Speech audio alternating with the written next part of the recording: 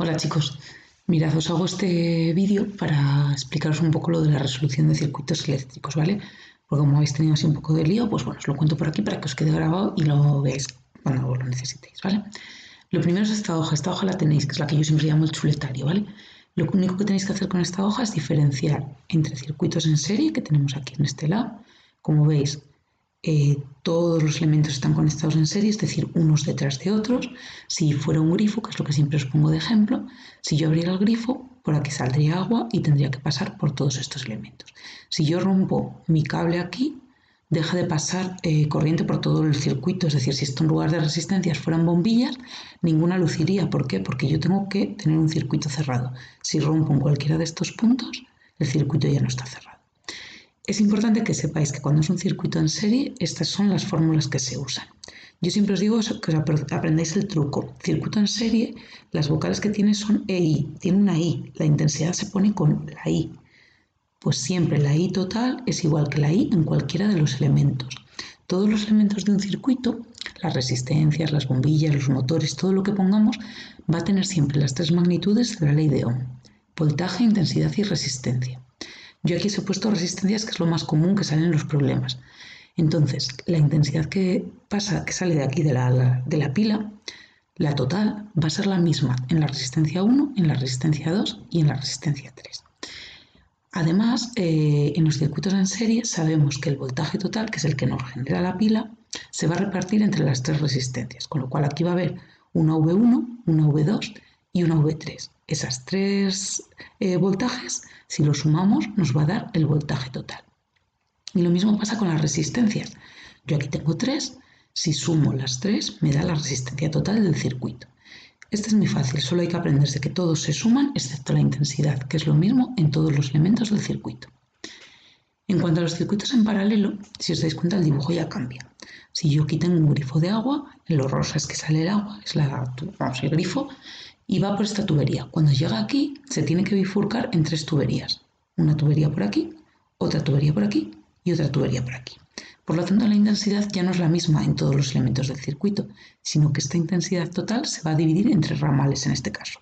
Uno por aquí, otro por aquí y otro por aquí. Aquí tenemos que lo más importante es que aquí lo que cambia es, lo que es igual es el voltaje. El voltaje que me genera esta pila va a ser igual en esta resistencia, igual en esta resistencia e igual en esta resistencia, ¿vale? Todos los elementos del circuito tienen el mismo voltaje. En este caso, la intensidad total ya hemos dicho que es la suma de todas, es decir, por aquí viene una intensidad y la suma de estas tres tiene que salir por aquí la misma intensidad. Aquí la tengo total, aquí la tengo 1, 2 y 3 y la que va a salir de aquí del ramal sigue siendo la intensidad total. Y la resistencia total, esta era la que era más complicado. Siempre pensad que el circuito en paralelo es más complicado que es en serie, con lo cual la fórmula de la resistencia rara siempre va a ser en los circuitos en paralelo. Y tenemos que la resistencia total va a ser 1 partido de la suma de los inversos de las resistencias. Acordaros, se soluciona haciendo un mínimo común múltiplo y haciendo la división. El que no le salga siempre puede dividir este término, sumarle la división de este término, sumarle la división de este término y de todos los que haya y hacer 1 partido todo esto. El último ejemplo de circuitos que había es los circuitos mixtos. Los mixtos van a combinar una parte del circuito que va a ser en serie y otra parte que va a ser en paralelo. En este caso tenemos estas dos resistencias que están conectadas en paralelo y esta de aquí que está en serie, porque todo pasa por aquí. Lo que tengo que hacer es convertir estas dos resistencias en paralelo en una única resistencia en serie.